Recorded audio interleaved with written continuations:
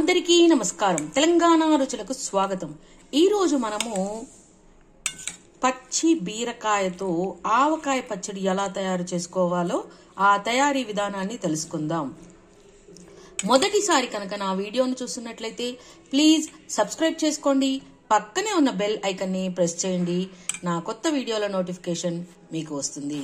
ఇప్పుడు బీరకాయ ఆవకాయ పచ్చడి తయారీ విధానాన్ని తెలుసుకుందాం.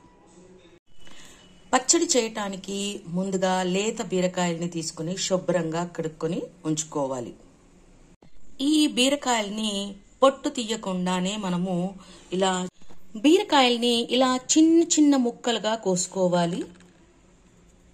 ఇందులో సరిపడా ఉప్పు, సరిపడా కారం,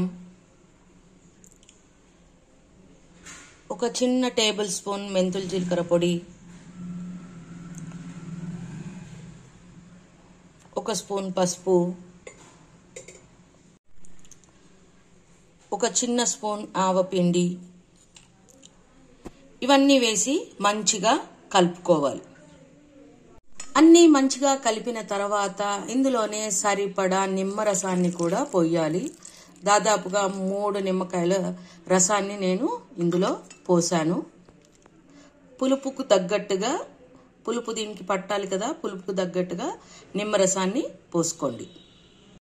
నిమ్మరసం వేసి మంచిగా కలిపిన తర్వాత మనము దీంట్లో తాలింపు పెట్టుకోవాలి. తాలింపులో ఆవాలు, జీలకర్ర, మిరపగింజలు, ఇంగువ, అలాగే సరిపడా నూనె, ఎల్లిపాయలు కూడా వేసి, దంచిన వెల్లిపాయ వేసి మంచిగా తాలింపు పెట్టుకోవాలి.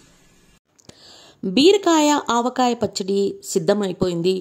దీన్ని 5-6 గంటల పాటు ఊరనివ్వాలి. దాని తర్వాత వేడివేడి అన్నంలో నెయ్యి వేసుకొని కలుపుకొని తింటే చాలా రుచిగా ఉంటుంది.